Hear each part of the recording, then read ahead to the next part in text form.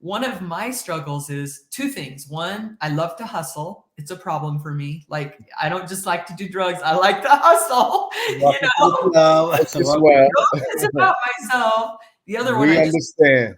yeah, I know you do. I know you do. It took me a while to learn some things about myself. But at that point in time, I was just like, well, first it was photography. And then of course I have more kids because that's what I do. I just keep having babies. And so my husband and I had been married for about 5 years. I had 2 more kids. I hired a nanny to take care of the kids. I was doing about 200 weddings a year as a company.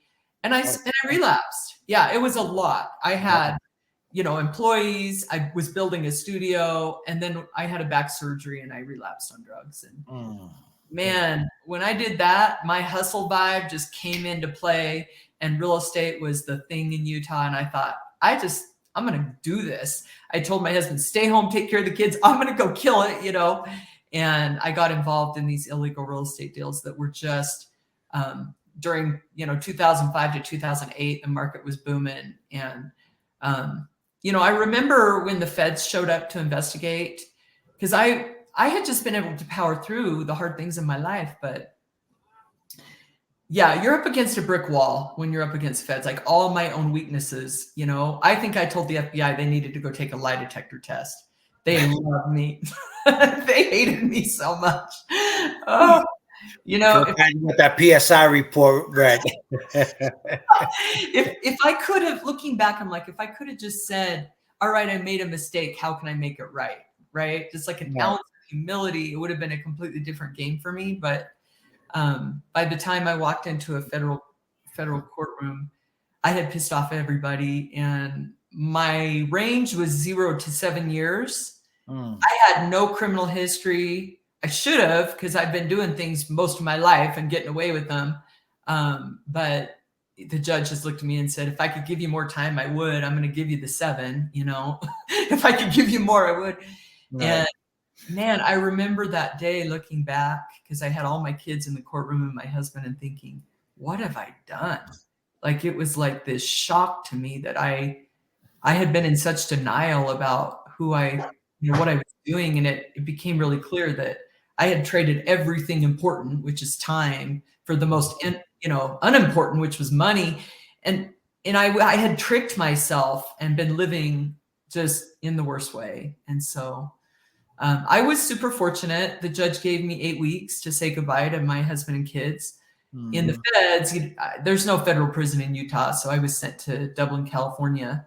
And I spent my first year, I guess, in denial, pretty much thinking that the feds did me dirty and it was all them. And, I was writing on a blog. So I was like, they're doing that. I would write stuff and send it out, and they'd post it. And I'm just like at war with myself.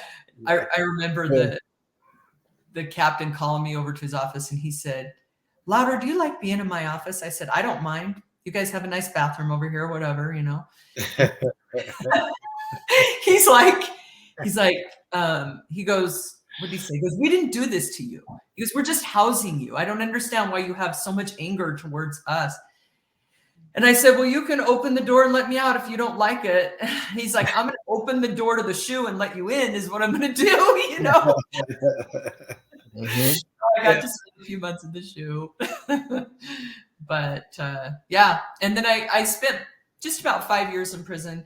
My second year in prison, they transferred me to Minnesota, and I spent 3 years in Minnesota. And that's really where I got honest with myself and I realized I had done this to myself, and started to take ownership and imagine a new future for myself.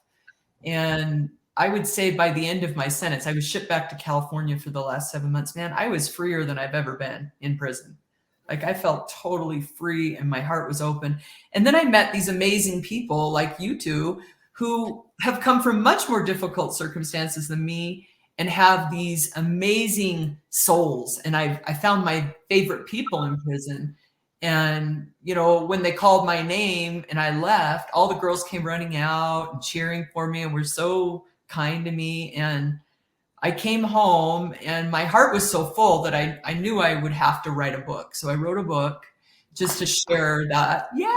Yeah, can we highlight that real quick, Mark? What's the name of your book? I think it's Getting Louder or something like that. It's Living Louder. Yeah, I need to send you guys a copy. They can find it on Amazon. But the cool part about it is that I got it in 500,000 prisons on tablets. So that's cool. Yeah. My producer put you up there right now. Yeah, love it. You. So yeah, I wrote a book, and then people started asking me to speak and work in prisons. Helped write a curriculum for prisons. What else have I done? I just finished my next book. It'll be out in the next few months, so I'm excited about that.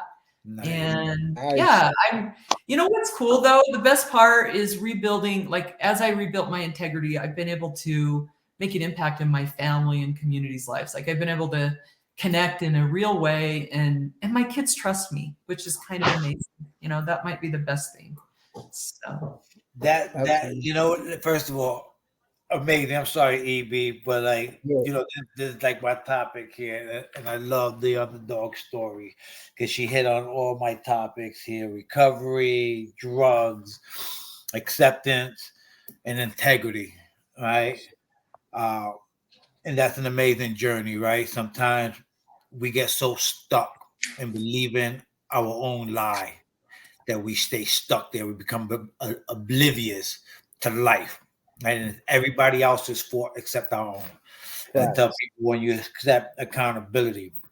And good thing to the feds that they do stick to they got the guideline. Though he would like to have gave you more time, he can't. It's not like a state judge. State judge, if he wants to, you know, have a hearing and they decide to say, you know, your guideline is 15 years, but I'm just going to give you 25 because I don't like your look. Put in the appeal.